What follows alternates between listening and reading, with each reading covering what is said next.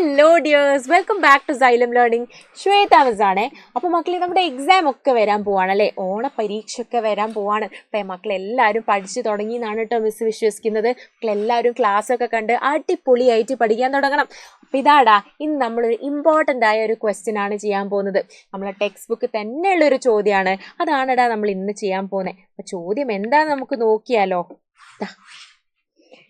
രണ്ടക്ക സംഖ്യ, മൂന്നക്ക സംഖ്യ, നമ്മൾ പ്ലേസ് വാല്യൂ, അതായത് സ്ഥാനവിലയൊക്കെ എന്താന്നുള്ളതൊക്കെ അടിപൊളിയായിട്ട് പഠിച്ചതാണ്.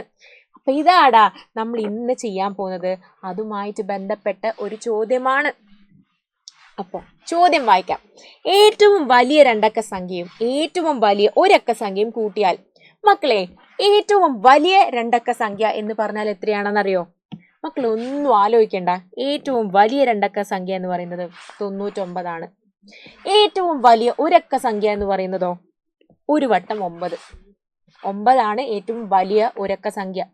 ഏറ്റവും വലിയ മൂന്നക്ക സംഖ്യ എന്ന് പറയുന്നതോ 3 തവണ 9. ഏറ്റവും വലിയ നാലക്ക സംഖ്യ എന്ന് പറയുന്നതോ 4 തവണ 9. ഇതെങ്ങനെ വന്നു എന്ന് മിസ് പറഞ്ഞുതരാം കേട്ടോ. അതായതെടാ, ഏറ്റവും വലിയ രണ്ടക്ക സംഖ്യ എന്ന് പറയുമ്പോൾ 99 എങ്ങനെ വന്നു എന്ന് മക്കൾ ആലോചിക്കുന്നുണ്ടാവും. ഒന്നുമില്ല മക്കളെ, നമ്മൾ ഏറ്റവും ചെറിയ മൂന്നക്ക സംഖ്യ ഏതാണെന്ന് ആലോചിക്കുക. 100 100 ഏറ്റവും ചെറിയ മൂന്നക്ക സംഖ്യ. അതിനോട് 1 കുറച്ചാൽ എത്രയായിടാ? 99. അതായത് 97, 98, 99, പിന്നെ 100. 100 എന്താണ്? 3 ഡിജിറ്റ് നമ്പർ ആണ്. അതായത് മൂന്നക്ക സംഖ്യയാണ് 100 എന്ന് പറയുന്നത്. അപ്പൊ അവസാനത്തെയും ഏറ്റവും വലുതുമായ രണ്ടക്ക സംഖ്യ ഏതാണ്? 99.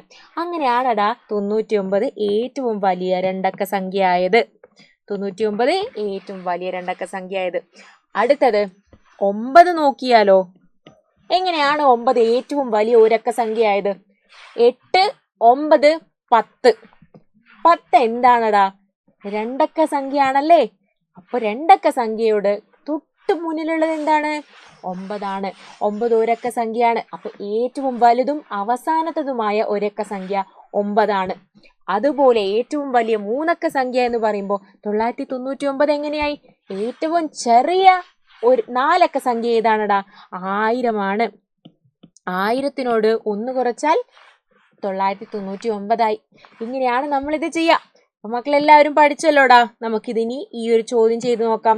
ഏറ്റവും വലിയ രണ്ടക്ക സംഖ്യയും, അതായത് 99ഉം ഏറ്റവും വലിയ ഒരക്ക സംഖ്യയും കൂട്ടിയാൽ, അതായത് 9ഉം കൂട്ടിയാൽ 9 + 9 എത്രയാടാ? 18. 8 മിസ് ക്യാരി ചെയ്തു. 9 + 1 10, 108 ആണല്ലേ.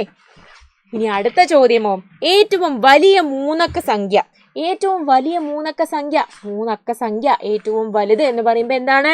3 തവണ 9. അതിനോട് എന്ത് കൂട്ടണടാ? ഏറ്റവും വലിയ രണ്ടക്ക സംഖ്യയും കൂട്ടിയാൽ. രണ്ടക്ക സംഖ്യ ഏതാണ് ഏറ്റവും വലുത്? 99 ആണല്ലേ. അപ്പൊ 9 + 9 18, പിന്നെ 9 + 9 18. ഈ ഒന്നിനെ ആഡ് ചെയ്താൽ 19. 9 + 1 10. അപ്പൊ എന്തായടാ? 999 ഏറ്റവും വലിയ മൂന്നക്ക സംഖ്യ.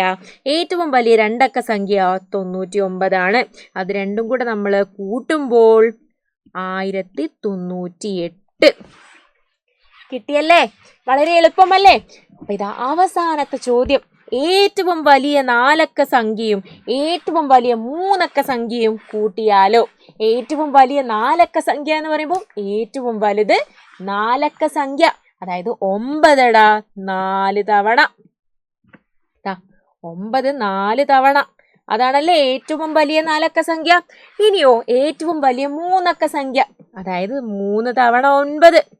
ഇത് നമ്മൾ ആഡ് ചെയ്യണം. 3 തവണ 9. 3 മിസ് പറഞ്ഞു തന്നു. ഇനി ഇതിന്റെ ആൻസർ മക്കൾ കണ്ടുപിടിക്കണടാ.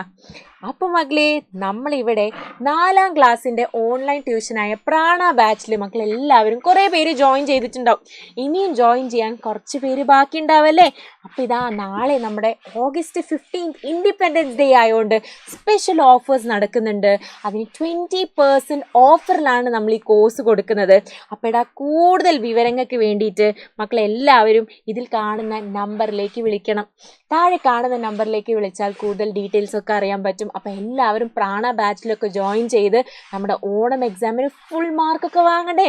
മിസ്സുമാരെല്ലാവരും ഉണ്ട് അവിടെ പഠിപ്പിക്കാൻ. അപ്പോൾ നമ്മൾ അടിപൊളിയായിട്ട് ഓണം എക്സാം എഴുതും. അപ്പോൾ മക്കളെ എല്ലാവരും പ്രാണ ബാച്ചിൽ വേഗം തന്നെ ജോയിൻ ചെയ്യുക. ഈ ഓഫർ മാക്സിമം യൂട്ടിലൈസ് ചെയ്യുക. ഓക്കേടാ, അപ്പോൾ ഇത്രയേ ഉള്ളൂ മക്കളെ മിസ്സിൻ്റെ ഇന്നത്തെ ക്ലാസ്. നമ്മളിനി അടുത്ത ക്ലാസ്സിൽ ഒരു അടിപൊളി വീഡിയോ ആയിട്ട് വരുന്നതായിരിക്കും. മക്കളെല്ലാവരും എന്ത് ചെയ്യണടാ, കാത്തിരിക്കണം. അപ്പോൾ ശരി, ബൈ. അടുത്ത ക്ലാസ്സിൽ കാണാം കേട്ടോ.